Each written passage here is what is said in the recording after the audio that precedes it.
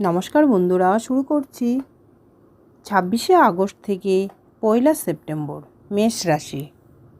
মেষ রাশির জন্য রাহু গ্রহ চন্দ্র রাশির সাপেক্ষে দ্বাদশ ঘরে থাকবেন। এই কারণে কর্মস্থানে কাজের চাপ বৃদ্ধি পাবে।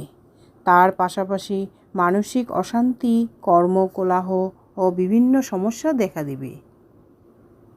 স্বাভাবিকভাবেই আপনি বিরক্ত হবেন। আপনাকে আপনার মানসিক অবস্থার পরিবর্তন করতে হবে।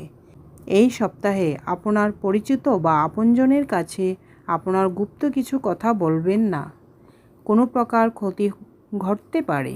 এই সপ্তাহে শনি গ্রহ আপনার একাদশ স্থানে, এর কারণে বিভিন্নভাবে আপনার আয় বৃদ্ধি পাবে।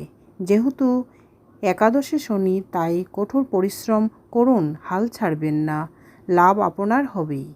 শনিদেব কর্মের ফল দিয়ে থাকেন একাদশে অবস্থান করলে। ধন্যবাদ।